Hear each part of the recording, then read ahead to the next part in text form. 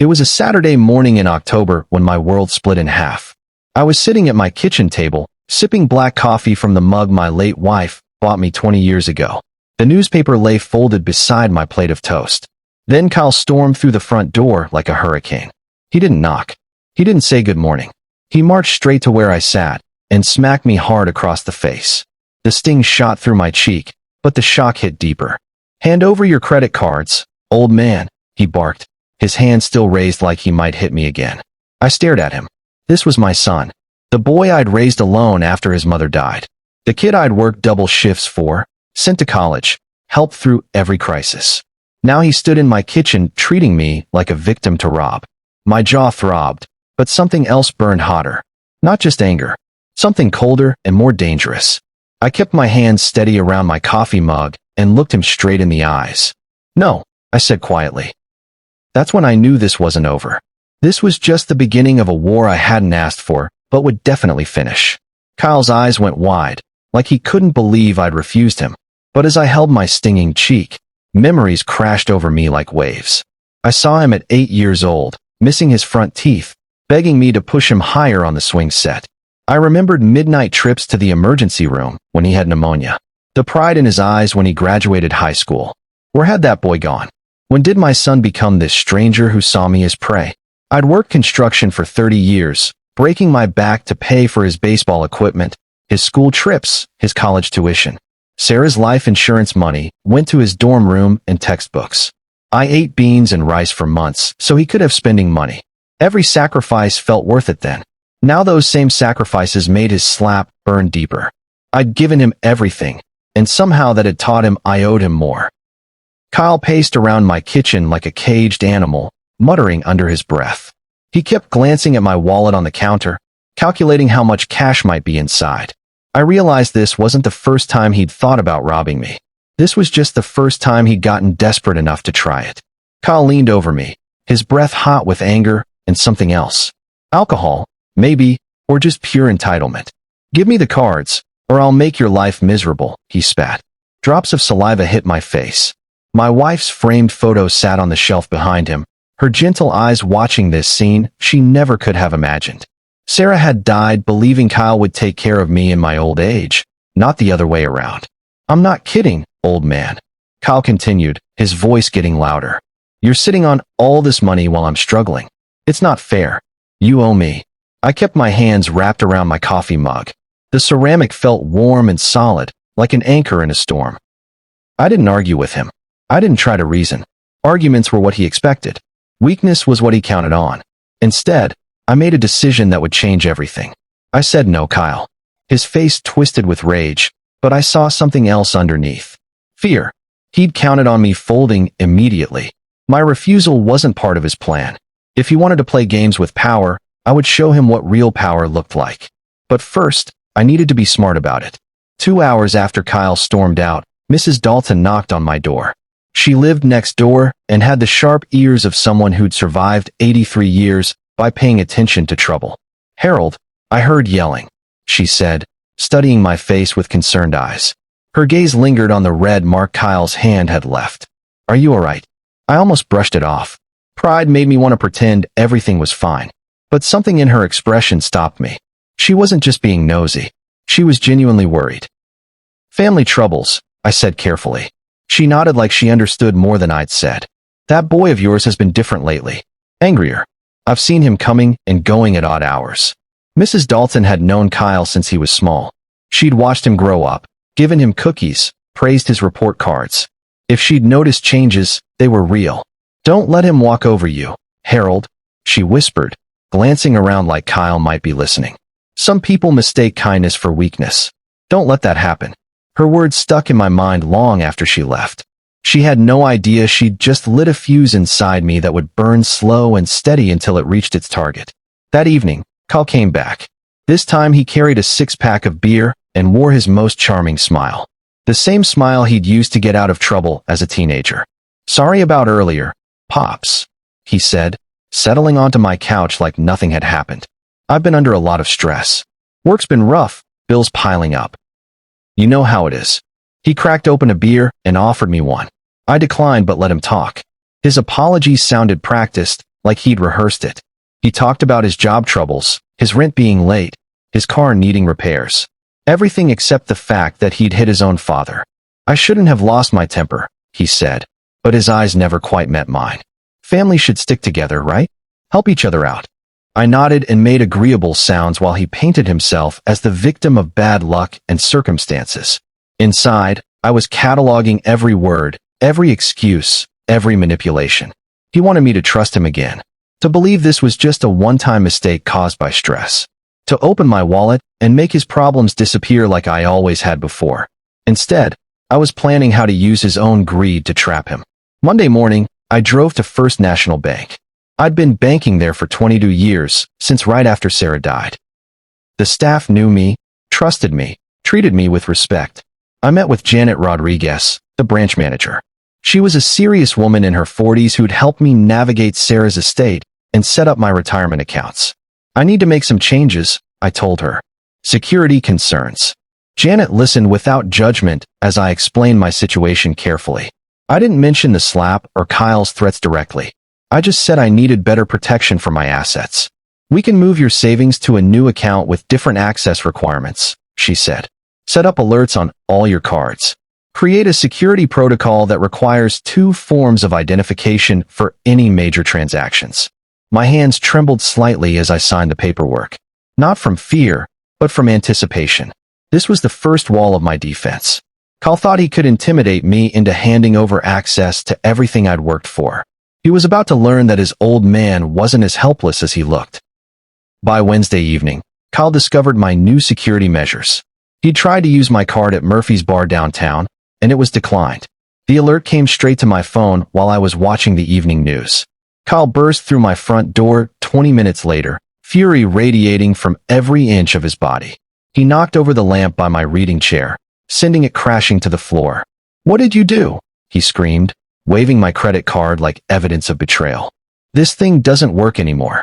I looked at the broken lamp. Sarah had bought it at an antique shop during our honeymoon. Now it lay in pieces because my son couldn't control his temper. "The bank suggested some security updates," I said calmly. "Identity theft is a real problem these days." Kyle's face turned purple. "Identity theft? I'm your son. You're supposed to trust me." Trust. The word hung in the air between us like smoke. He'd lost the right to that word when he smacked me and demanded my money. But he didn't seem to understand that. His rage filled the room, but I stayed calm. Rage was just noise. What I had building inside me was much more dangerous than rage. I had patience. The next morning, I drove to Radio Shack and bought a small digital voice recorder. Nothing fancy, just something that could capture clear audio and fit in my shirt pocket. When Kyle barged into my bedroom that afternoon, demanding cash for his rent, I clicked the device on under my desk. He didn't notice the tiny red light or the faint hum of recording. His threats spilled out like poison from a broken bottle. "If you don't give me money, I'll sell your tools. I'll take your truck. I'll make sure you can't afford to stay in this house." Each word hit the microphone clearly. Every threat was documented. I nodded and acted frightened while inside. I smiled. "You can't live forever, old man," Kyle said, leaning close enough that I could smell the beer on his breath. "And when you're gone, everything you have becomes mine anyway. Why not make it easier on both of us?" The recorder caught every syllable. Kyle thought his words were weapons to scare me into submission. He didn't realize his own mouth was building the weapon I'd use against him. I pretended to consider his demands while the device captured everything. By the time he left, I had 15 minutes of pure evidence. That night, Kyle brought his friend Tommy over to work on his motorcycle in my garage. They'd been drinking, and their voices carried through the thin walls. I sat in my kitchen, lights off, listening to every word through the window I'd cracked open. "The old man's loaded," Kyle bragged, his voice slurring slightly. "House is paid off, pension coming in, savings account from when mom died. He'll cave eventually." Tommy laughed nervously. "Dude, that's your dad. Don't you feel bad about pressuring him?" "Feel bad?" Kyle's voice turned cold. "He owes me. I'm his only kid. All that money should be mine anyway." I gripped the voice recorder in my pocket, making sure it was still running. Each cruel word added another nail to the coffin Kyle was building for himself. Then Kyle said something that made my blood freeze. "Besides, Tommy, I've got a backup plan. If he won't give me the money willingly, I'll just have to take it another way." The tone in his voice suggested something much worse than threats. Something that chilled me to the bone. Kyle's backup plan became clear when he explained it to Tommy in detail. They thought the garage walls would muffle their conversation, but I heard every word. I can get him declared incompetent, Kyle said matter-of-factly. Old guy lives alone, getting forgetful, making bad decisions. Get a doctor to say he can't handle his own finances. Tommy sounded uncomfortable. That seems pretty messed up, man. It's not messed up, it's smart, Kyle replied. Once I have power of attorney, I control everything. The house, the bank accounts, all of it. He'll be in some nursing home, and I'll finally get what's rightfully mine. My stomach dropped, but my resolve hardened like concrete. Kyle wasn't just after my money. He wanted my entire life signed over to him. He was planning to have me declared mentally unfit, so he could steal everything I'd worked for. The recorder in my pocket captured every detail of his scheme. Every casual mention of destroying my independence. Every laugh about putting me away like a piece of broken furniture. That night, I didn't sleep. I sat at my kitchen table until dawn, planning my counterattack. Kyle thought he was the only one who could play dirty. He was about to learn how wrong he was. I called attorney Helen Hawkins first thing Monday morning. She'd handled Sarah's will years ago and had a reputation for being thorough and tough. Her office was downtown in a building that smelled like leather and serious business. I sat across from her mahogany desk and slid the voice recorder toward her. I need you to listen to this, I said. Hawkins was a woman in her 50s with sharp eyes and silver hair pulled back severely. She pressed play without comment, her eyebrows arching higher with each threat Kyle had made. When the recording of his incompetent plan finished, she leaned back in her chair and smiled. It wasn't a pleasant smile. It was the smile of a predator who'd just spotted easy prey. Mr. Williams, she said, we're going to protect you. And we're going to make your son regret every word he said. She explained my options with the precision of a surgeon. Restraining orders, financial protection, evidence gathering. Then she suggested something I hadn't expected. We're going to set a trap, she said. And your son is going to walk right into it. For the first time in weeks, I felt hope. Attorney Hawkins told me to play the vulnerable old man. Make Kyle think his plan was working. So I started shuffling when I walked, sighing loudly when I forgot small things, acting like age was eating me alive. Kyle noticed immediately. His whole demeanor changed from threatening to smugly confident. He started speaking to me like I was a child, using simple words and explaining obvious things. Dad, you left the stove on again, he'd say with fake concern. That's dangerous. Maybe you shouldn't be cooking anymore. I'd act confused and grateful for his help. Inside, I was documenting every manipulation, every attempt to make me doubt my own mind. He brought me pills I didn't need, insisting they'd help with my memory problems. He rearranged my furniture and claimed I'd done it myself, but forgotten. He hid my car keys and suggested I was too confused to drive safely. Each cruel trick was designed to make me feel helpless and dependent. Kyle thought he was gaslighting me into submission. He had no idea I was quietly loading the gun of evidence that would destroy him. 2 weeks into my act, Kyle arrived with official-looking papers. He waved them in front of me with barely contained excitement. Just sign here, Dad, he said, pointing to signature lines highlighted in yellow. It's a power of attorney. Makes things easier for both of us. I pretended to study the document with confused eyes. It was exactly what Hawkins had predicted Kyle would try. A broad power of attorney that would give him control over every aspect of my life. My hand hovered over the pen while Kyle watched greedily. This was the moment he'd been working toward. Total control over his weak, confused father. This looks important, I said slowly. Maybe I should have a lawyer review it first. Kyle's mask slipped for just a second. No need for lawyers, Dad. It's standard paperwork. I already had it checked. I looked him straight in the eyes and signed my name. His smile widened in triumph. But the papers I handed back weren't the originals. Hawkins had prepared decoy documents for exactly this moment. Kyle thought he'd won everything when he'd actually gotten nothing. While Kyle plotted against me, I wasn't working alone. Attorney Hawkins had asked Mrs. Dalton to keep a detailed log of Kyle's behavior. Every argument, every threat overheard through our thin walls, every time he slammed doors or shouted. Mrs. Dalton took her assignment seriously. She had a notebook full of dates, times, and descriptions. November 3rd, 2:30 p.m., Kyle Williams shouting about money, Heard profanity through kitchen window. November 5th, 7:15 p.m. Subject threw something heavy. Sounded like furniture breaking. She also noted Kyle's strange hours. Coming and going at midnight. Sometimes not leaving until dawn. Bringing different cars that suggested he was borrowing vehicles from friends. Probably because his own had been repossessed. Other neighbors started paying attention too. The Hendersons across the street. Old Mr. Martinez who walked his dog every morning. People who'd known Kyle since he was a boy, but now crossed the street when they saw him coming.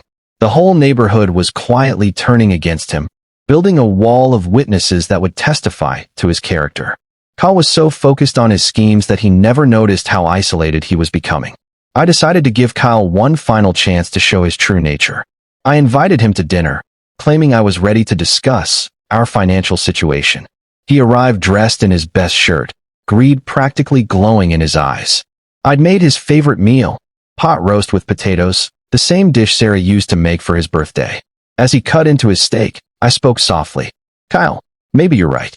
Maybe I can't handle things on my own anymore. His smile widened. This was what he'd been waiting to hear. I've been thinking about that power of attorney, I continued, and about what you said about nursing homes. Kyle leaned forward eagerly. I'm glad you're being reasonable, Dad. I only want what's best for you. The voice recorder hidden under my placemat caught every gloating word, every fake expression of concern, every moment where he thought he was manipulating a helpless old man. Don't worry, he said, patting my hand like I was a pet. I'll take good care of everything. But Attorney Hawkins had arranged an even bigger surprise for him. 2 days after our dinner, Kyle was lounging on my couch, already acting like he owned the place. He'd helped himself to my beer and was watching my television like he paid the cable bill. Then came a firm knock on the front door. Sheriff's Deputy Martinez stood on my porch, polite but official. He carried a thick manila envelope and a clipboard. Kyle Williams? He asked when Kyle answered the door. Yeah, that's me. You've been served. Deputy Martinez handed Kyle the envelope and had him sign for it. Kyle's confident smile faded as he ripped open the envelope. Legal documents spilled out. Restraining order. Court summons. Notice of investigation into elder abuse. His eyes darted frantically across the papers, trying to understand what was happening. His face went from confusion to panic to rage in seconds. What the hell is this? He shouted, but Deputy Martinez was already walking back to his patrol car. Kyle turned to me with murder in his eyes. For a moment, I thought he might hit me again. But now he knew other people were watching. Now he knew there would be consequences. That's when his arrogance finally began to crack. Kyle spent the next hour raging through my house, waving the legal papers like they were on fire. He called me every name under the sun, accused me of betrayal, demanded to know how I'd turned against my own son. I let him yell until he exhausted himself. Then I told him flatly, "You'll see me in court." His face drained of color. For the first time since this whole mess started, Kyle looked genuinely scared. He was beginning to understand that his threats weren't just angry words anymore. They were evidence in a legal case. Dad, wait, he said, his voice suddenly smaller. We can work this out. I didn't mean those things I said. But it was too late for apologies. I'd hurt his real feelings when he thought I couldn't fight back. I'd recorded his plans to steal my life and warehouse me in some nursing home. He stormed out, slamming my front door so hard the frame shook. Picture frames rattled on the walls. My coffee mug jumped on the kitchen table. As his footsteps faded down my front walk, I sat down at that same table and smiled for the first time in weeks. The trap was set. Now I just had to wait for it to spring shut. Over the next week, Kyle called me constantly. His approach changed with each phone call, cycling through desperation, anger, bargaining, and threats. First came the begging calls. Dad, please. I'm your son. Family doesn't do this to family. Then anger. You're making a huge mistake, old man. I'll make sure everyone knows what a vindictive bastard you are. Then bargaining. Look, maybe we both said things we didn't mean. Let's just drop all this legal stuff and work it out ourselves. Finally, threats. You have no idea what you've started. I'll drag your name through the mud. Everyone will know you're a crazy old fool. I didn't answer any of the calls. Each voicemail was automatically saved. Attorney Hawkins told me to preserve everything, so I did. The folder on my kitchen table grew fat with evidence of Kyle's desperation. His silence had become my deadliest weapon. The more I ignored him, the more unhinged his messages became. Each rant made him look worse and my case stronger. The courthouse smelled of floor polish and nervous sweat. I arrived early, wearing my best suit and carrying a briefcase full of evidence. Kyle showed up 10 minutes late, swaggering like he was walking into a bar instead of facing a judge.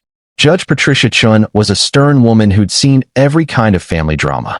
She listened to the opening statements with the patience of someone who dealt with human selfishness every day. Then Attorney Hawkins asked permission to play the recordings. Kyle's voice filled the courtroom, dripping with venom and entitlement. His threats about selling my tools. His casual plans to have me declared incompetent. His laughter about putting me in a nursing home. I watched the gallery react. People shifted uncomfortably. A few shook their heads in disgust. Kyle had wanted to humiliate me, but his own words were doing all the work. The bailiff's face remained neutral, but I caught him glancing at Kyle with obvious distaste. Even court officials who'd heard everything were appalled by my son's casual cruelty.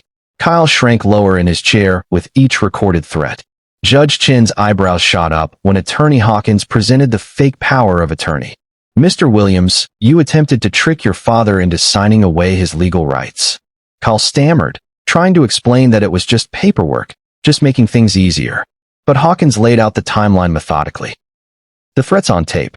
The pattern of manipulation. The clear intent to seize control of my assets. Your Honor, Hawkins said calmly, this is textbook elder abuse. The defendant systematically intimidated and manipulated his own father for financial gain. Judge Chin's gavel cracked like thunder. Temporary restraining order granted. Mr. Harold Williams retains full control of his assets and property. Kyle Williams is prohibited from any contact regarding financial matters. My chest swelled with relief, but I kept my face neutral. The legal system had worked exactly as it should. Kyle's own arrogance and greed had buried him. But I wasn't done yet. I wanted Kyle to understand the full weight of what he'd lost through his betrayal. Some lessons needed to cut deep to be remembered. Back at home, Kyle tried one last desperate angle. He showed up that evening, claiming he just wanted to get some of his belongings from my house. I let him in and watched him head straight for my bedroom. He went directly to the safe where I kept important documents and emergency cash. I just need to borrow a little money, Dad, he said, trying to work the combination. Just until I get back on my feet. I told him flatly, there's nothing left in there for you. He didn't believe me until he got the safe open. Inside, he found only old photos, my military medals from Vietnam, and a single handwritten note. You lost more than money. Dad. Kyle stared at that note for a long time. I could see him trying to process what it meant. The reality that he'd destroyed our relationship for cash that was never going to be his. His scream echoed through the house like a wounded animal. 28 years of being my son, erased by his own greed and violence. He'd wanted everything. Instead, he'd lost the one thing that actually mattered. With Attorney Hawkins' help, I had Kyle legally evicted from my property. He'd been staying in my spare room on and off for months, treating my house like his personal hotel. Sheriff's Deputy Martinez returned, this time with an eviction notice. Kyle had 72 hours to remove his belongings and surrender his key. He begged. He cursed. He threatened to sue me for everything I had. But the law was clear. My house, my rules.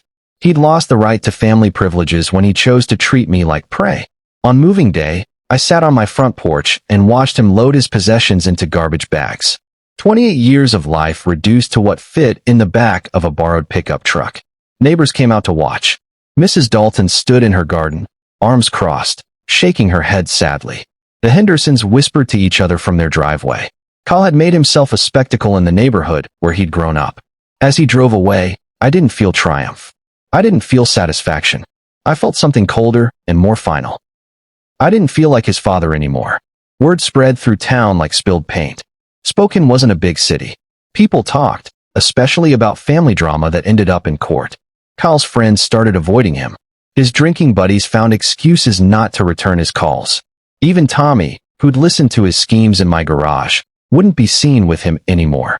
Mrs. Henderson told me she'd seen Kyle at the grocery store, looking rough and desperate. People who'd known him since childhood crossed aisles to avoid conversations. His name had become poison in our small community. He'd wanted power and control, but now he carried only shame and the reputation of a man who'd abuse his own father for money. He burned his own bridges, Mrs. Dalton said kindly when she brought me homemade cookies. Some folks never learn that respect is earned, not taken. The irony wasn't lost on me. Kyle had been so focused on taking my money that he'd lost something far more valuable. In a small town, your reputation was everything, and his was destroyed beyond repair. 3 weeks after the eviction, I received a letter that proved karma was still at work. It was from Morrison Construction, where Kyle had been working as a supervisor. Someone had anonymously sent them copies of the court documents. Details about Kyle's elder abuse case, his recorded threats, his attempt to defraud his own father. The company was suspending him pending a full review. I didn't send those documents, but I didn't need to. Kyle's own actions had created a ripple effect that touched every part of his life. His cruelty toward me had shown his employers exactly what kind of man they'd hired. Construction was a small industry in Spokane. Word would spread to other companies. Kyle's career was probably over along with everything else. I folded the letter carefully and put it with my other documents. Evidence that actions really did have consequences, even when you thought no one was watching. Kyle had wanted to control my life. Instead, he destroyed his own through greed and violence. The final word still belonged to me. 6 weeks later, I mailed Kyle one final package. Inside was the voice recorder that had captured all his threats, now scratched and worn from use.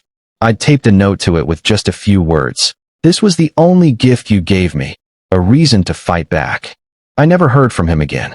No angry calls, no desperate letters, no attempts to reconcile. He'd simply vanished from my life as completely as if he'd never existed. Sometimes I wondered if he understood what had really happened. That his plan to rob me had taught me I was stronger than I'd known. That his attempts to break me had actually rebuilt me into someone who wouldn't be anyone's victim. I slept soundly in my house, surrounded by neighbors who respected me and protected by laws that Kyle had forced me to learn. The man who'd smacked me and demanded my credit cards had thought he was taking power from a helpless old man. Instead, he'd handed all the power to me. Maybe someday he'd understand the difference between fear and respect. But that was his lesson to learn. I was done teaching him anything. My coffee tasted better. My house felt peaceful. And I finally understood what my wife had always known. That love without respect isn't love at all. It's just weakness wearing a disguise.